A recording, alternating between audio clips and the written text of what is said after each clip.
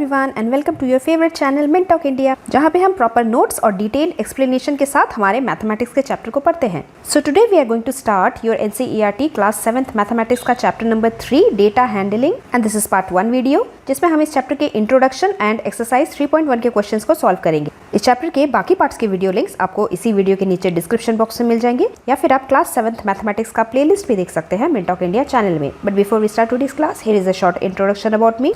So let's start our today's chapter, data handling. This is not new word. इसके बारे में हमने अपने previous classes में ही पढ़ लिया है। किसी भी डेटा को, that is the set of information को smart way में प्रोजेक्ट करना, किसी को दिखाना, that is called data handling. For example, कोई भी पीस ऑफ इंफॉर्मेशन मान लीजिए इस तरीके से पैराग्राफ में दिया हुआ है और उसी के ऑपोजिट वही सेम इंफॉर्मेशन इस तरीके से टेबल में दिया हुआ है, तो इस चीज़ को रीड करना, इंफॉर्मेशन को उससे फाइंड आउट करना हमारे लिए बहुत ईजी हो जाता है। So first topic is organization of a data. Suppose आपके पास बहुत सारे नंबर्स गिवन हैं और आप उसे किसी तरीके से ऑर्गेनाइज करना चाहते हैं। For example, in a class किस बच्चे को कितना मार्क्स मिला है, इस चीज़ को रिप्रेजेंट करने के भी दो अलग तरीके हो सकते हैं। That is same data can be represented in many ways. Table 3.4 में ये दिखाया गया है कि किस बच्चे को कितना मिला है, लेकिन टेबल 3.5 में किस बच्चे को कितना मिला है वो तो दिखाया ही है, इसी के साथ साथ किस बच्चे को सबसे ज़्यादा मार्क्स मिला है और किस बच्चे को सबसे कम मार्क्स मिला है। In the decreasing order we can also arrange the data. Same type का रिप्रेजेंटेशन आप ट्राई दिस क्वेश्चन को करके भी कर सकते हैं। उसके बाद हम पढ़ेंगे रिप्रेजेंटेटिव वैल्यूज़ के बारे में। हमारे डे टू डे लाइफ में आपने एवरेज नाम का शब्द बहुत सुना होगा। That is a particular number will be there which represents the central value of a group of data. उसी चीज़ को हम एवरेज बोलते हैं। उसी तरीके के एक और चीज़ को हम अरिथमेटिक मीन भी बोलते हैं। That is the most common representative value of a group of data is called arithmetic mean. Arithmetic mean निकालने के लिए भी हमें जो गिवन डेटा है उसका टोटल निकाल लेना होता है, सभी डेटा को ऐड कर लेना होता है और फिर कितने डेटा हमने लिए उतने डेटा से डिवाइड कर देना होता है। That is the formula of arithmetic mean is sum of all the observation divided by number of observations. Example number 1 देखते हैं। आशीष नाम का एक बच्चा है, वो मंडे को 4 आवर्स पढ़ता है, ट्यूसडे को 5 आवर्स और वेडनेसडे को 3 आवर्स पढ़ता है, respectively on any 3 consecutive days. Now on an average वो कितने घंटे पढ़ता है? So as per our formula, we will find out the total number of study hours. तो मंडे, ट्यूसडे, वेडनेसडे के स्टडी आवर्स को हमने ऐड कर लिया और क्योंकि 3 ऑब्जर्वेशन थे हमने 3 से डिवाइड कर दिया। So we will get 4 hours per day on an average he studies. Here you need to know is जो भी हमारा एवरेज या फिर अरिथमेटिक मीन आता है वो वाला वैल्यू गिवन ऑब्जर्वेशन वैल्यू के एकदम बीच वाला होता है। मीन्स उस आंसर से हमें छोटा ऑब्जर्वेशन भी मिल सकता है और उस आंसर से हमें बिगर ऑब्जर्वेशन भी मिल सकता है। Now we can think, discuss and write, is the mean bigger than each observation? No, हमने अभी देखा जो मीन अरिथमेटिक मीन है वो हमेशा बिगेस्ट वैल्यू और स्मॉलेस्ट वैल्यू के बीच वाला एक वैल्यू होता है। और इसीलिए अगर सेकंड क्वेश्चन पूछा जाए is it smaller than each observation, then also we will write no, क्योंकि उस गिवन सेट ऑफ इंफॉर्मेशन में से अरिथमेटिक मीन से भी छोटा वैल्यू हमें मिल सकता है। So let's note it down. Point number 1 is arithmetic mean will always lie in between the greatest and the smallest observation in a given data. जैसे 5 और 11 का अरिथमेटिक मीन क्या होगा? 5 + 11 डिवाइडेड बाई 2 ऑब्जर्वेशन है इसलिए डिवाइडेड बाई 2 8 होगा। अब 8 जो नंबर है वो 5 और 11 के ठीक बीच में ही कहीं पे आता है। उसी तरीके से अगर हमें पूछा जाए 1/2 एंड 1/4 के बीच का हमें अरिथमेटिक मीन निकालना है, तो उसके लिए हम 1/2 + 1/4 करेंगे और इस वैल्यू को डिवाइड कर देंगे 2 से, क्योंकि यहाँ पे हमने 2 ऑब्जर्वेशन लिए हैं। तो वो जो फ्रैक्शन आएगा that will be the mean value of these 2 fractions. हमारे गिवन सेट ऑफ इंफॉर्मेशन में से हम एक और न्यू चीज़ निकाल सकते हैं which is called as range, RANGE। Range है the difference between the highest value and the lowest value of the given set of data. For example in example number 3 एक स्कूल के 10 टीचर्स का as यहाँ पे लिखा हुआ है 32, 41, 28, 54 and so on. If the question is we have to find the range, तो उसके लिए हमें सबसे ग्रेटेस्ट और सबसे स्मॉलेस्ट में से डिफरेंस फाइंड आउट करना है। So first of all we need to arrange it in the ascending order. सबसे छोटे से लेकर बड़े तक हम पहले ऑर्डर में अरेंज करेंगे और फिर उसके बाद 54 में से 23 को सब्ट्रैक्ट कर देंगे तो हमें मिल जाएगा range answer, that is 31 years.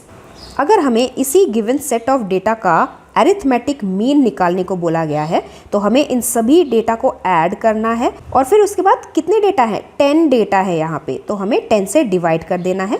We will get our required answer. Let's start our exercise 3.1. Question number 1 is find the range of the heights of any 10 students of your class. So here I have written names of 10 students of my class and their heights respectively. So in order to find out the range, हमें सबसे पहले ascending order में सभी data को arrange करना है। तो सबसे छोटा out of all these numbers is 140 centimetre और सबसे बड़ा वाला number out of all these is 152 centimetre. So range is the greatest value 152 minus the smallest value 140. That is 12 centimetre answer. Centimetre हमें इसलिए लिखना है क्योंकि जो हमारा ऑब्जर्वेशन है ये ऑब्जर्वेशन भी सेंटीमीटर में ही है। Let's see question number 2. We have to organize the following marks, following data of a class assessment in a tabular form. So first observe the marks. यहाँ पे 4 मार्क्स है, 6 marks, 7 marks, 5 marks, 3 marks. 5 marks दोबारा देखिए repeat हो गया, 4 marks दोबारा repeat हो गया, तो हम टैली मार्क्स का यूज़ कर सकते हैं इस डेटा को दिखाने के लिए। So let's start with the smallest number 1। Number 1 सिर्फ एक बार ही है पूरे ऑब्जर्वेशन से, एक टैली मार्क लगाएंगे और फ्रीक्वेंसी में लिखेंगे 1 टाइम्स। आफ्टर दैट 2 मार्क्स हमारे ऑब्जर्वेशन में 2 बार आया है, so here we will put 2 marks, frequency में 2 लिखेंगे। उसके बाद 3 मार्क्स हमारे ऑब्जर्वेशन में सिर्फ एक ही बार आया है, we will write 1 tally mark, frequency में नंबर 1। 4 मार्क्स हमारे टेबल में 1, 2, 3 बार आया है, so tally marks we will put 3 lines like this और फ्रीक्वेंसी में नंबर 3 लिखेंगे। After that 5 marks 1 time, 2 time, 3 time, 4 times and 5 times. 6 marks count करते हैं, 1 बार, 2 बार, 3 बार और 4 बार। उसके बाद 7 मार्क्स देखते हैं, 7 एक बार और ये है दूसरी बार। उसके बाद 8 मार्क्स सिर्फ एक बार आया है और 9 मार्क्स भी सिर्फ एक बार आया है पूरे ऑब्जर्वेशन में। अब इस टेबल को देख के हम आंसर्स कर सकते हैं। Number 1, which number is the highest? Number 9, so 9 marks was the highest. Number 3 वाला क्वेश्चन देखते हैं, what is the range of this data? Range का फॉर्मूला है हाईएस्ट ऑब्जर्वेशन माइनस करेंगे lowest observation, that is 1। So 9 marks में से 1 marks minus करेंगे, our range is 8। उसके बाद next question 2, which number is the lowest mark? तो number 1 ही सबसे लोएस्ट है। And the number 4 is find the arithmetic mean of this data. So to find out mean, we will do sum of all the observations divided by total number of observations.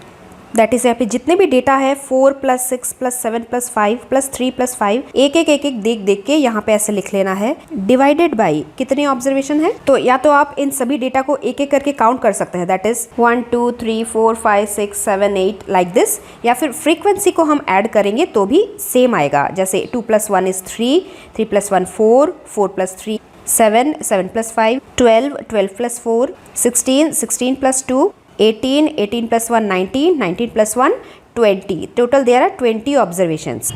तो हम सम of data को divide कर देंगे 20 से। अब हमें एक एक करके सब ऐड करना है, दैट इज 4 + 6 10, 10 + 7 17, 17 + 5 22, 22 + 3 25, 25 + 5 30, 30 + 4 34, 34 + 5 39, 39 + 2 41, 41 + 6 47 और इसी तरीके से बाकी सभी को ऐड करेंगे, वी विल गेट 100। इसी को हमें डिवाइड करना है 20 20 से।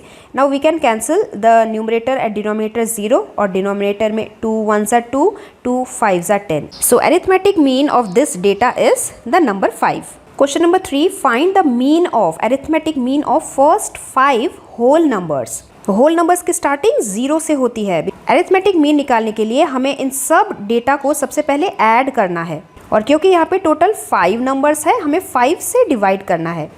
After solving we will get arithmetic mean two answer. उसी तरीके से क्वेश्चन नंबर 4, एक क्रिकेट मैच में ये फॉलोइंग स्कोर हुए हैं runs in 8 innings. So first is we have to find the mean score. To find out the mean, we have to do sum of all the observation and divide by number of observations. That is given सभी data को add करना है और नीचे लिखना है 1 2 3 4 5 6 7 8, total 8 data है divided by 8। Now इतने बड़े एडिशन को करने के दो तरीके हैं, या तो आप अपने नोटबुक के साइड में ऐसा रफ कॉलम बना लीजिए, there you can write all the numbers top to bottom and then add, या फिर हम यहीं पे डायरेक्टली इसे ऐड कर सकते हैं।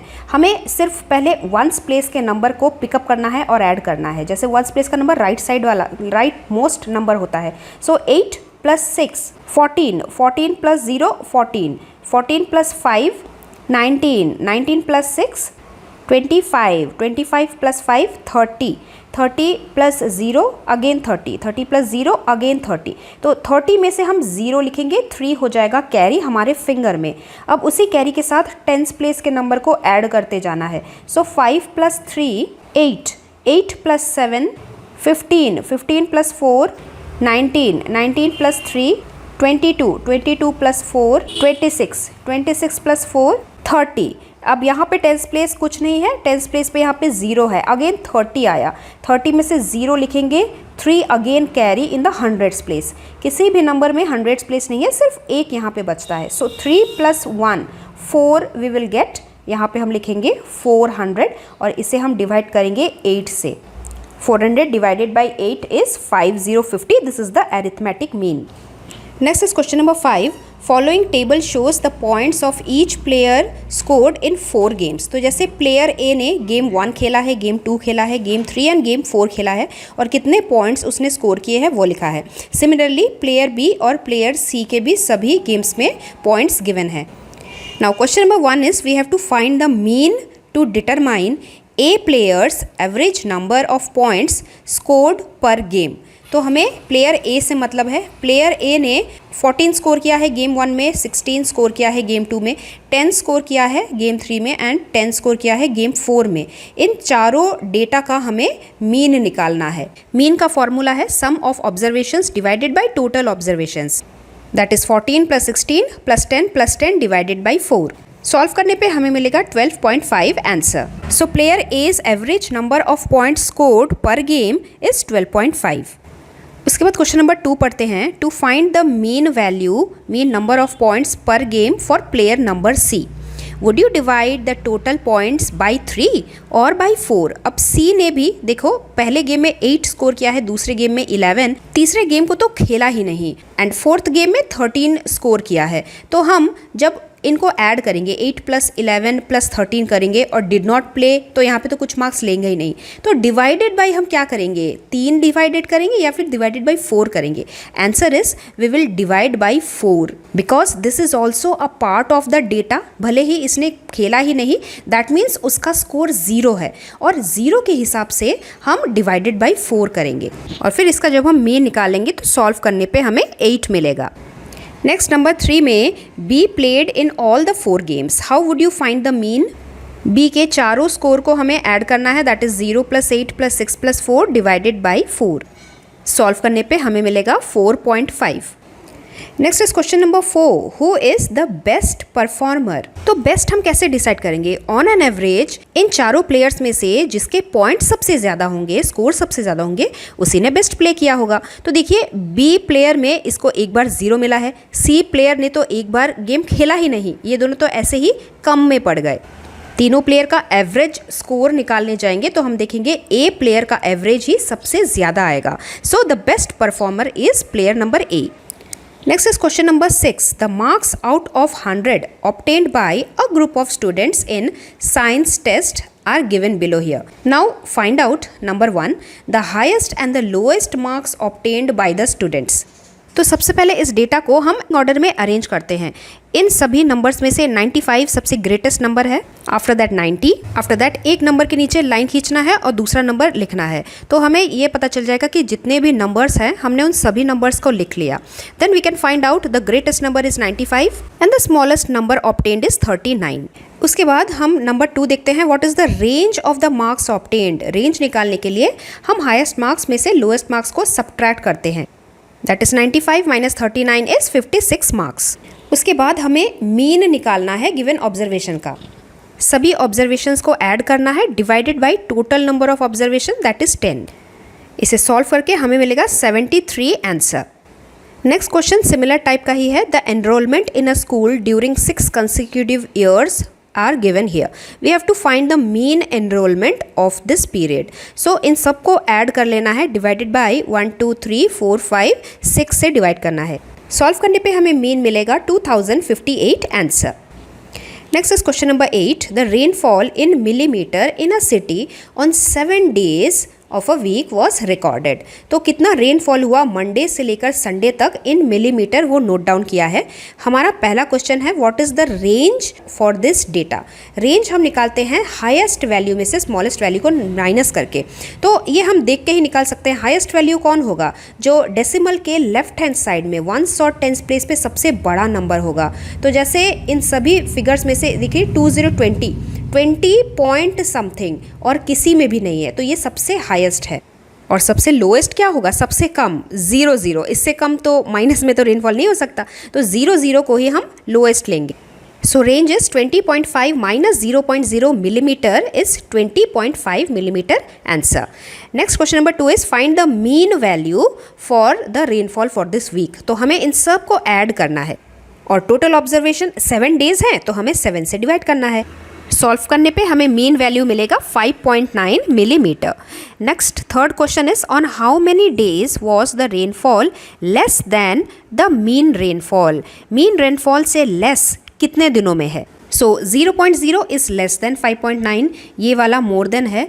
2.1 is less than 5.9, 0.0 again less than है। 20.5 मोर देन हो गया, 5.5 भी लेस देन है और 1.0 भी लेस देन है। So total 1 2 3 4 5 days the rainfall was less than the mean value. Now the last question, the height of 10 girls were measured in centimeter and the result are as follows. Number 1 question is what is the height of the tallest girl? तो इस सभी numbers में से सबसे बड़ा वाला number कौन है, 151 is the height of the tallest girl. So 151 centimeter answer. Number 2 is what is the height of the shortest girl? इन सभी नंबर्स में से 128 सबसे छोटा नंबर है, so we will write 128 centimetre is the height of the shortest girl. 3 is what is the range of this data. Range is 151 centimetre minus 128 centimetre, that is 23 centimetre. Number 4 is what is the mean height of all the girls. Mean value निकालने के लिए सभी को add करेंगे divided by total observation that is 10। Our answer is 141.4 centimetre. And then the last question is how many girls have height more than the mean height?